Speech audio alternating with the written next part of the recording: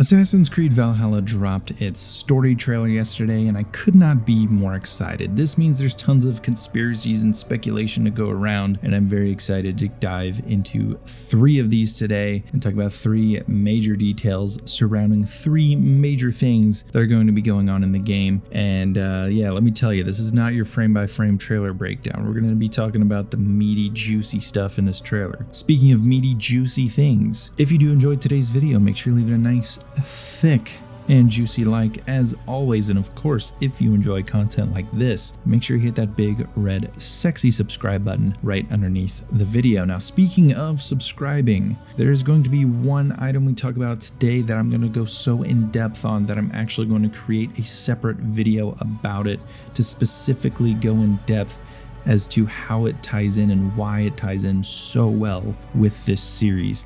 And it's probably one of my favorite parts of Assassin's Creed, if I may add, because I love doing things like that. So make sure you subscribe so that you do not miss that video. Anyway, let's talk about those 3 things. So the 3 things we're going to go over today are going to be the Brother, the Brotherhood, and a mysterious cult that I think has a lot to do with some of the conflict going on in good old England. So first off, let's talk about the Brother, Sigurd. Sigurd is Eivor's older brother. In fact, Eivor was adopted by Sigurd's father when his parents were killed. So Sigurd is kind of like Eivor's mentor in a way. Eivor really seems to look up to him. You can tell this from the trailer. He seems to have a lot of respect for his brother. Now, his brother did go on a trip to Constantinople, and we see him come back in this trailer, and they seem to be talking about possibly moving away from Norway. Now, this makes a lot of sense historically, because at this point in time, Harald Fairhair is uniting Norway under one banner. Now, if you remember a while back, Darby McDevitt teased on Twitter that there is a piece of Eden, or a place of interest that the Templars may be trying to get to in Norway. So it makes sense that the Templars would be backing Harald Fairhair's conquests, and that there is really truly nothing but war going on up in Norway. This would probably make more sense because I'm sure Sigurd and Eivor are not full-fledged assassins at this point of the game. It seems pretty early on. So why not move to England? Vikings have been over there for a little while now. They know there's land over there. They must want to try to get away from all this war. But little do they know, England is kind of its own melting pot of conflict as well. And we see a little bit more of that towards the end of the trailer, and that's where we come in with the assassins. Now, we see the assassins in the trailer a good bit, especially early on. In fact, they tried to make them so prominent that it's actually got an assassin. In fact, the main assassin, Basim, is on the thumbnail of the trailer in a very Revelations-esque type of thumbnail. Looks very cool. It really just is a throwback. It's almost like a mix of Eivor doing the Ezio Brotherhood kind of cross blades, and then in the back, Basim looks a bit like Altair does on the Revelations cover. It's a very cool image. I wish it was the cover art for this game, because that would be just perfect. I would have pre-ordered based on that alone. But in general, the assassins are back. Now, Basim seems to be like the main assassin, and I don't know if he's actually the mentor of the Constantinople Brotherhood. If you don't know, these assassins came from Constantinople with Sigurd. He brought them from there on his trip down there. So historically, the Vikings did go that far south. They traveled to a lot of areas, and I think that we're going to see a lot more areas than maybe just England, even if it is only for certain set pieces. But like I said, I don't know if Basim is the mentor. I don't know if maybe he's been sent on the mission by a mentor.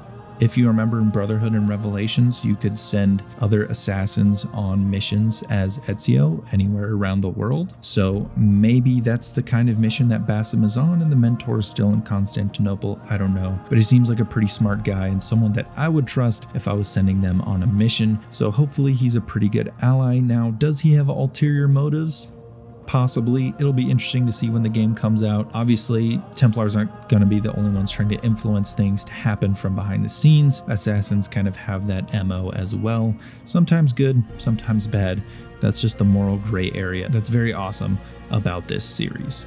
Since we're talking about the Templars, let's talk about the Templars. So, Darby McDevitt said that we were going to get an interesting point of view on the Templars. Now, we did get a hint at the Templars, and no, it's not just the guy in the cave with the big gold cross on his robes and a hood on and a very evil-looking, clean-shaven face. No, you have to look a little bit broader than that. You have to think about who the Templars are and what they stand for and what they should be standing for at this point in time. Now, before we go into that specifically, I want to give a little bit of backstory as to why I have this point of view that I'm going to present to you. The cave that we see our Templar or Order of the Ancient friend in is a cave that has a statue of the god Mithras. Now, the cult of Mithras was very common throughout ancient Rome. It came up around the same time that Christianity was becoming popular, and they were somewhat rivals early on. And if you really dig deep into the lore of Assassin's Creed, it really makes sense at how it kind of died down over time and went further underground. But like I said, we'll go into that more in a video that I dedicate specifically to this cult. But essentially, if you go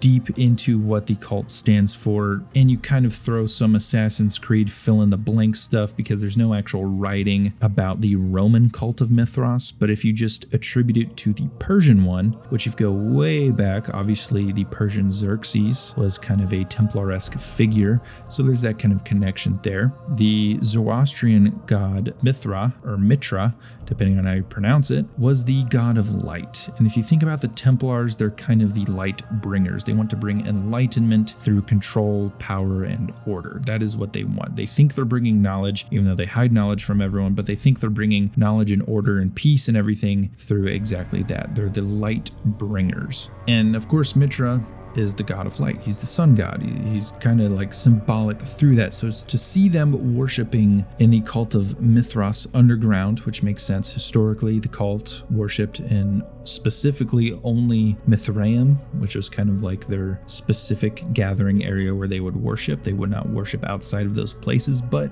you could find those places in random areas. But they would worship in any random place as well. You could find Mithraeum in public spaces, you could find them in caves, you could find them in someone's apartment, you could find them really anywhere. Now, most of the time they were hidden away. Sometimes it was a cave out in the woods, sometimes it was an underground cavern. It was not very common that you would find it just sitting in like a public bathhouse. There were a couple here and there, but again, they were very well hidden most of the time. Not as secretive as you might think, but I think with the kind of Assassin's Creed veil over it, you might see them be that truly secretive kind of Templar underground society. Now, of course, there's a ton of symbolism with the whole cult and everything, but like I said, I think this just brings more of the aspect of this perspective that the Templars will have in this point of time, and I think they view themselves as genuine light bringers. You have to think that this is the Dark Ages. This is when Rome has fallen, and the only thing uniting Europe in any kind of fashion is religion. So not only are they going to be trying to control things through religion, but they're also going to want to try and unite certain areas under one banner, like we would be seeing in Norway and like you would be seeing elsewhere in Europe.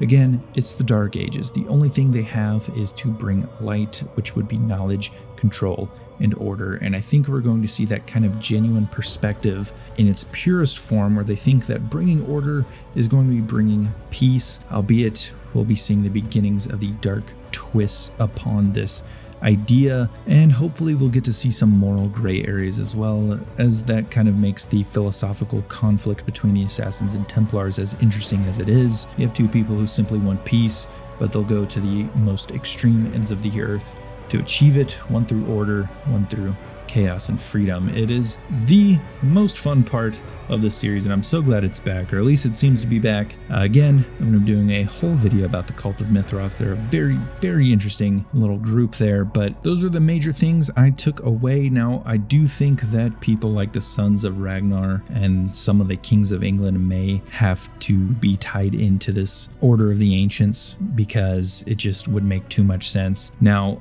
someone like King Alfred, I think, is going to be interesting. I think he may end up with an uneasy partnership with our boy or girl Eivor, because it just seems like they would be the type to end up coming together in a way. People in Alfred's court did not really like him, but he didn't really like the Vikings.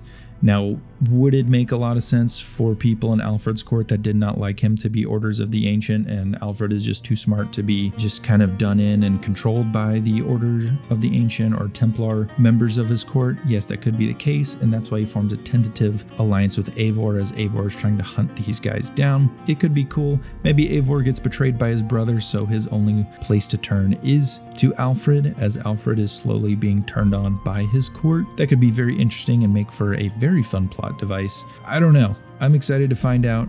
I can't wait to get my hands on the game. It looks like it's going to be very interesting.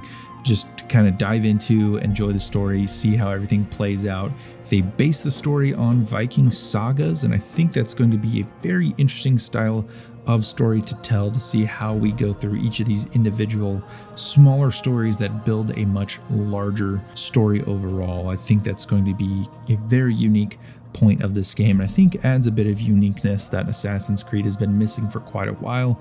Even though it's not necessarily the gameplay aspect, I can always appreciate a unique, fun, and interesting story involving secret societies that are fighting for control of mankind. Anyway, thank you guys so much for watching. As always, if you did enjoy, leave it a thick and juicy like, and I will see you guys in the next video.